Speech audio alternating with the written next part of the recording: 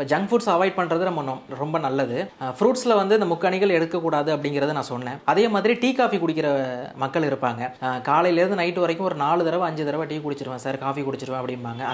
அந்த மாதிரி மக்கள்லாம் வந்து, அந்த மாதிரி பேஷண்ட்ஸ்லாம் வந்து மோஸ்ட்டாக வந்து சுகர் கண்டென்ட் வந்து குறைச்சிக்கிறது நல்லது. அதே மாதிரி வந்து சுகரே இல்லாமல் டீ குடிக்கிறது, எப்படி சார் சுகர் இல்லாமல் டீ குடிக்கிறது அப்படின்னா, அவங்களுக்கு ஒரு ஆப்ஷன் இருக்குது. பனக்கருப்பட்டி இல்லை நாட்டு சக்கரை அந்த மாதிரி நம்ம எடுத்துக்கலாம். அந்த மாதிரி எடுக்கும்பொழுது சுகர் ஏறுறதுக்கான தன்மை ரொம்ப கம்மியாக இருக்கும். அதே மாதிரி இனிப்பு வகைகள், நம்ம இப்போ பலகாரம்லாம் செய்கிறோம், இல்லை பலகாரம் சாப்பிட்றோம், அதே மாதிரி இனிப்பு ஐட்டங்கள் வந்து சாக்லேட்டு, ஐஸ்கிரீம், கேக்கு, இந்த மாதிரி ஐட்டங்கள்லாம் மோஸ்ட்டாக அவாய்ட் பண்ணுறது ரொம்ப நல்லது. இதெல்லாம் வந்து தெரியாமல் சாப்பிட்றது, இந்த மாதிரி மக்கள் நிறைய பேர் பண்ணுவாங்க. எனக்கு வர பேஷண்ட்ஸுக்குமே வந்து நான் இந்த மாதிரி கேட்கும் பொழுது அவங்க வந்து ஆமாம் சார் தெரியாமல் சாப்பிட்டேன், ஒரே ஒரு பீஸ் சாப்பிட்டேன், ஒரு பீஸ் சாப்பிட்டேன், கல்யாணத்துக்கு போயிட்டேன் அங்கே சாப்பிட்டேன்னு சொல்லுவாங்க. அந்த மாதிரி காரணங்கள் இல்லாமல் சுகர் அளவு வந்து கண்ட்ரோலாக வச்சுக்கிறதுக்கு உணவு முறைகளுங்கிறது ரொம்ப முக்கியமான விஷயம்.